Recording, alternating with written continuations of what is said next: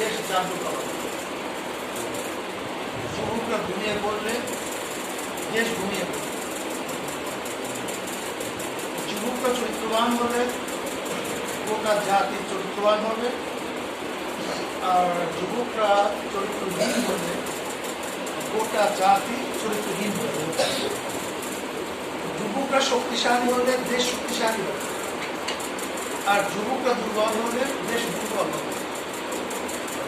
যুবকরা সচেতন হলে গোটা দেশ সচেতন হবে, আর যুবকরা যদি অসচেতন হয় তাহলে গোটা দেশ অসচেতন হয়ে যাবে।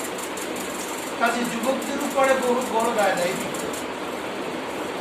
নবী আলাইহিস সালাতু ওয়াস সালাম আল্লাহর কাছে দোয়া করেছেন, আল্লাহুম্মা আইজিল ইসলাম বিআহাব্বিল রাসূলাইনি ইলাইকা মিন উমর ইবনে খাত্তাব ওয়া উমর ইবনে হিশাম। মাওলা হে, দুই উমরের মধ্য থেকে এক উমরের মাধ্যমে তুমি যাকে পছন্দ করো তার মাধ্যমে ইসলামকে শক্তিশালী করো। আল্লাহ পাক রব্বুল আলামিন মুরব্বী উমরের জন্য দোয়া কবুল করেন, আল্লাহ পাক যুবক উমরের জন্য দোয়া কবুল করেন। নবী আলাইহিস সালাতু ওয়াস সালাম 7 ব্যক্তি আরশের নিচে ছায়া পাবে যে ঘোষণা দিয়েছেন, তার মধ্যে আশাবুন নাশা ফি ইবাদাতিল্লাহ, ওই যুবক যার জৈবন সমাজের পরিবর্তন হয়, এদের মাধ্যমে ঘরের পরিবর্তন হয়, এদের মাধ্যমে অর্থনীতির পরিবর্তন হয়, এদের মাধ্যমে সমাজ নীতির পরিবর্তন হয়, এদের মাধ্যমে আন্তর্জাতিক পরিবর্তন হয়। কাজে যুবকরা যদি জাগ্রত হয় তাহলে গোটা দুনিয়ার জাগ্রত হবে, পরিবর্তন হবে। সেহেতু আমি বলবো, আসল ইসলামী যুব আন্দোলনের পতাকাকে ঐক্যবদ্ধ করে এ দেশকে পরিবর্তন করার জন্য আমরা সবাই ঐক্যবদ্ধ। দ্বিতীয়ত হলো, বর্তমান কোভিড চলতেছে, করোনা চলতেছে বাংলাদেশে। আমি মনে করি এই করোনার পিছনে আল্লাহ গজব নিহিত আছে। এটা আমার ধারণা, আমার বিষয়। আল্লাহ পরীক্ষা, এই পরীক্ষার মাধ্যমে কেউ উত্তীর্ণ হয়, কেউ ফেল করে।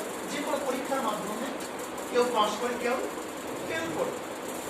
ঠিক আল্লাহ পাকের পরীক্ষার মাধ্যমেও কেউ পাস করে, কেউ ফেল করে। যারা ফেল করবে তাদের জন্য গজব, আর যারা পাস করবে তাদের জন্য কি রহমত।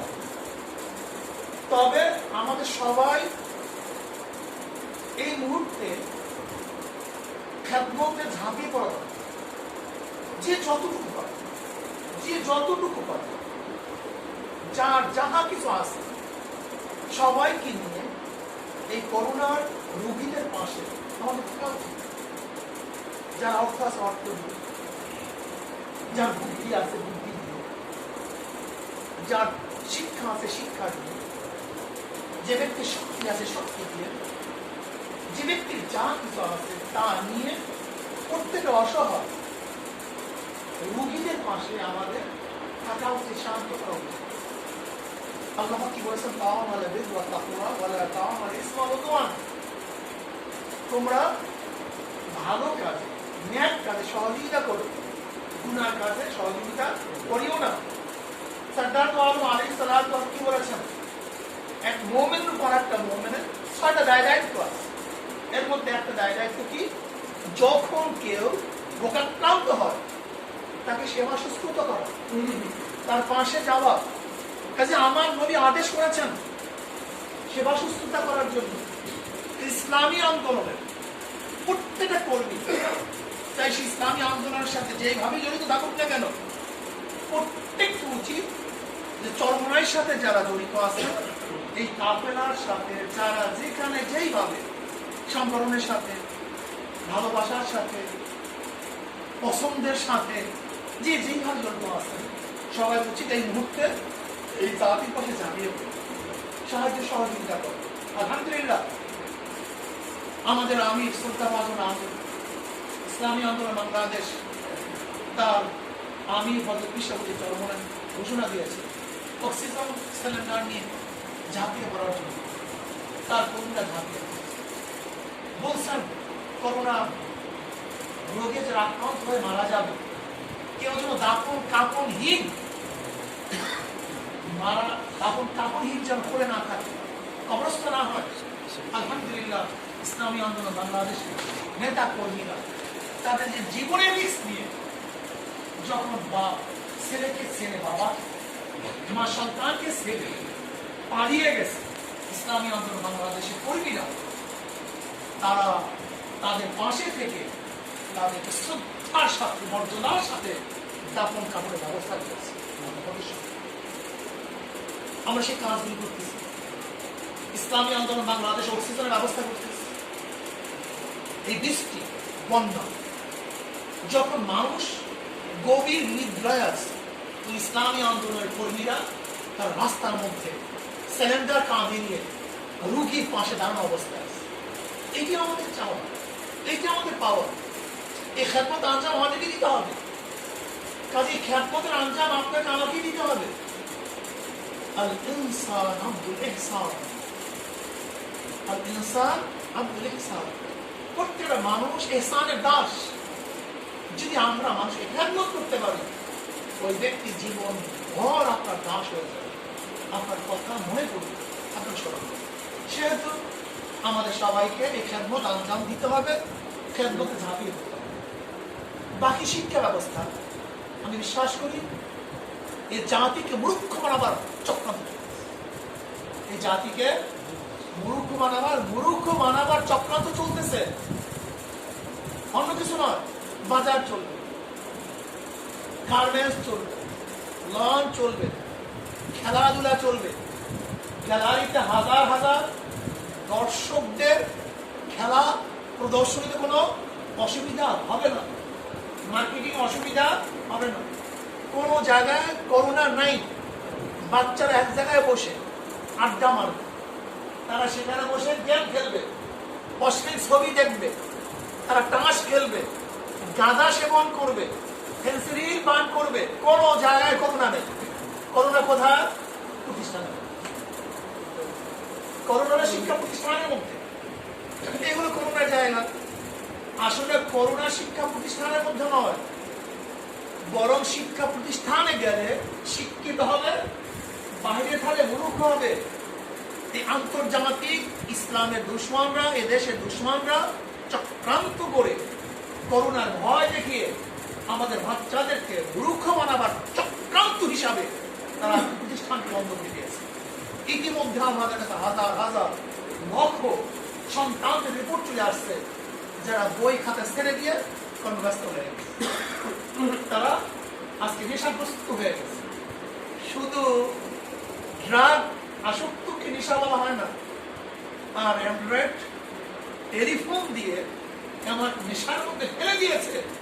আমার মনে হয় এখান থেকে জাতি কখন উত্তীর্ণ হবে আমি জানি না, আমার জানা নেই। আমরা কি দেখেছি? পত্রিকায় দেখি, অনলাইনে দেখি। যে অনলাইনে আমরা কি দেখেছি, পত্রিকায় কি দেখেছি, যে বাচ্চারা আজকে এই খেলার উপরে, গেমের উপরে এত নেশাগ্রস্ত হয়ে গেছে, মা বাবা নিষেধ করার কারণে তাদেরকে আক্রমণ করেছে, মেরে ফেলছে। কাজে আমি সরকারকে বলবো, মূর্খ জাতি সৃষ্টির চেয়ে প্রতিষ্ঠানে গিয়ে করোনায় মারা যাওয়া হাজারো শ্রেয়। কাজী 5 তারিখ, আগস্টের 5 তারিখ যে লকডাউন তুলে দেওয়ার কথা বলা হয়েছে, ওই লকডাউন তুলে দিয়ে যেন প্রতিষ্ঠানকে খুলে দেওয়া হয়, অবশ্যই সরকারকে সে ব্যবস্থা করতে হবে, আর আমার বিশ্বাস কোরআনী তেলাওয়াত চলতেছিল, আল্লাহর কাছে দোয়া চলতেছিল, মাদ্রাসা খোলা ছিল, শেষ রাত্রে কান্নাকাটি ছিল। এর জন্য গত 2 বার আক্রমণে বাংলাদেশ আক্রান্ত না হয়েছে, একবার মাদ্রাসা হেফজখানা বন্ধ করে দেওয়ার কারণে আক্রমণের সংখ্যা 1000 গুণ বৃদ্ধি পেয়েছে। আমার বিশ্বাস যে করোনার যেহেতু দ্বিতীয় কোনো ঔষধ নাই, একমাত্র আল্লাহ, এমনকি পাশ্চাত্য বড় বড় জ্ঞানীরা পর্যন্ত স্বীকার করেছে একমাত্র আল্লাহ উপরওয়ালা সে রক্ষা করতে পারে। কাজে উপরওয়ালার উপরে বিশ্বাস স্থাপন করতে হবে, ঈমান বাড়াতে হবে, ইবাদতে মগ্ন হতে হবে এবং মাদ্রাসাগুলো খুলতে হবে, হেফজখানা খুলতে হবে, কোরআন তেলাওয়াত, হাদিস পড়া, এই 10 গাছগুলো যদি খোলা হয়, কান্নাকাটি চলতে থাকে, নামাজ রোজা চলতে থাকে, মোনাজাত চলতে থাকে, তাহলে ইনশাআল্লাহ অবশ্যই এই মরণ ব্যাধি করোনার থেকে আল্লাহ পাক জানিয়ে হেফাজত করবে। এর জন্য আমি সরকারকে অনুরোধ করব, জলদি করে অবরোধ তুলে দিবেন এবং সমস্ত প্রতিষ্ঠানগুলি খুলে দিবেন। যদি প্রতিষ্ঠান খুলতে আপনি ভুল করেন, তাহলে জনগণ কিন্তু ভুল করবে, জনগণ ভুল করবে না। তারা তাদের এই দেশকে বাঁচাবার জন্য, এই সমাজকে বাঁচাবার জন্য, তাদের সন্তানদেরকে বাঁচাবার জন্য, তাদের সন্তানকে হেফাজত করার জন্য, মূর্খতার গজব থেকে তাদের সন্তানকে হেফাজত করার জন্য তারা তাদের প্রতিষ্ঠান কিভাবে খুলতে হয় সেই ব্যবস্থা তারা করে।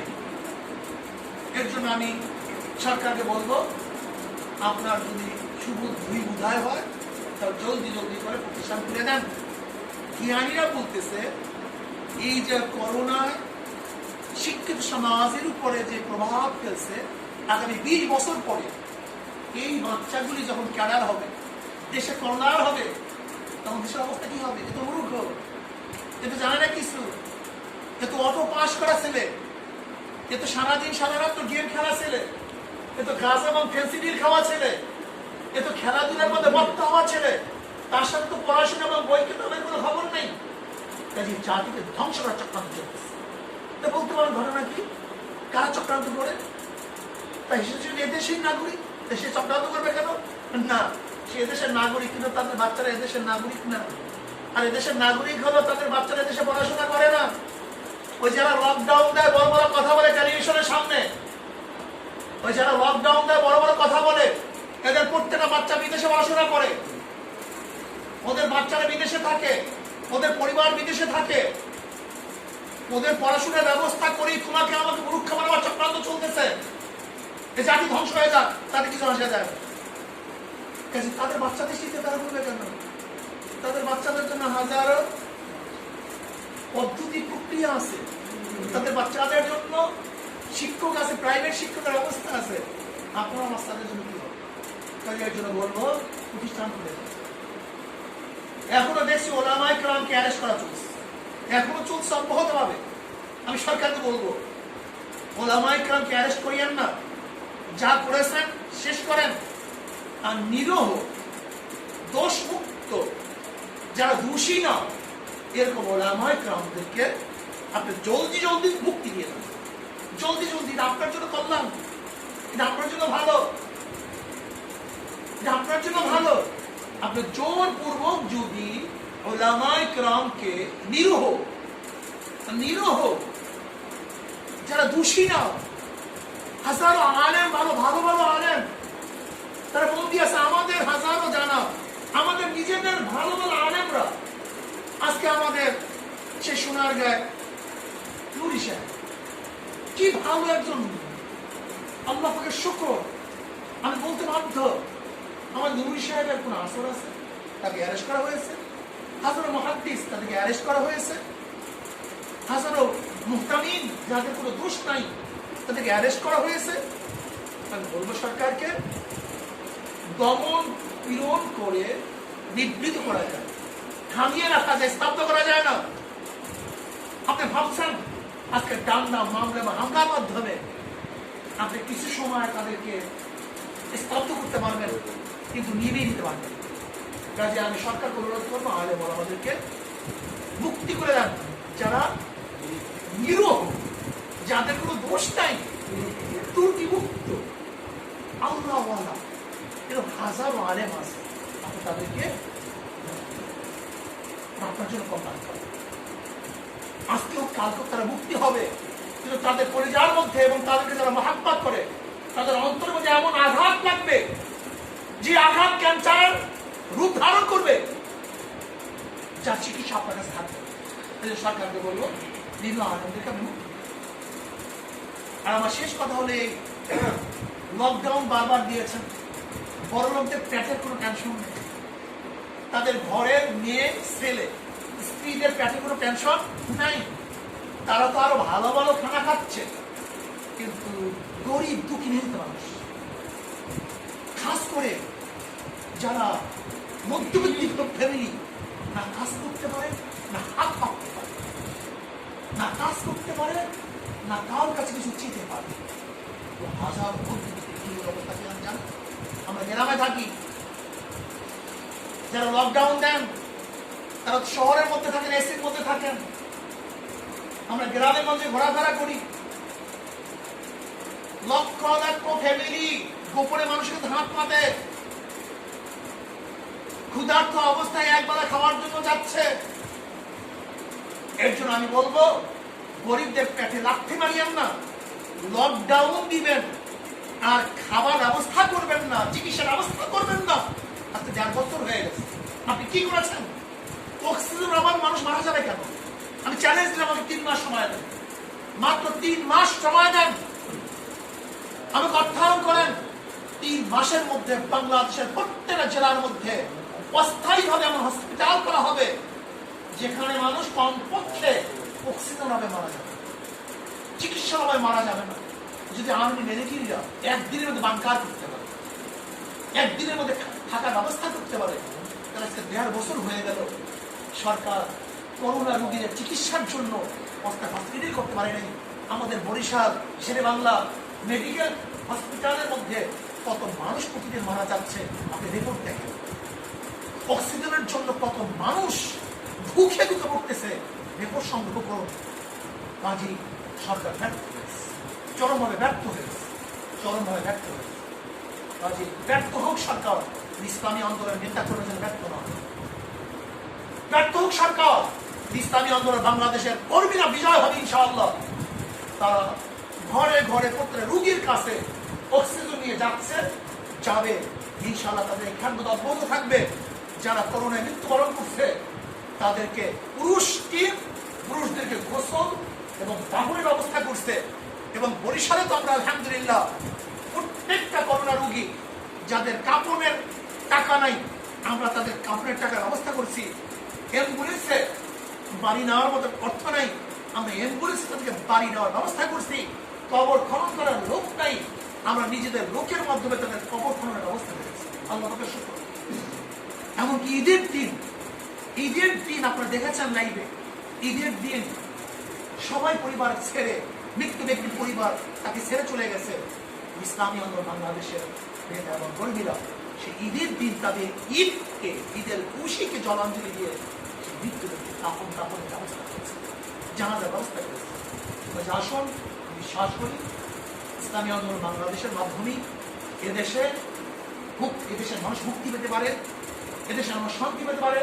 আর ইসলামী আন্দোলন বাংলাদেশের শ্রদ্ধা আমির পেশাবুদের চরমনাই সহ ইসলামী আন্দোলন বাংলাদেশের নেতা কর্মীরা যে খেদমতের আঞ্জাম দিচ্ছে, গোটা বাংলাদেশের জনগণ যদি তাদের খেদমতের সাথে, তাদের আদর্শের সাথে একত্র ঘোষণা করেন, তাহলে দেশের মানুষ মুক্তি পাবে, তারা সফলতা পাবে। আল্লাহ আমাকে এবং আমাদেরকে এবং যুবক সমাজের মাধ্যমে এই ভালো ভালো কাজগুলি তারা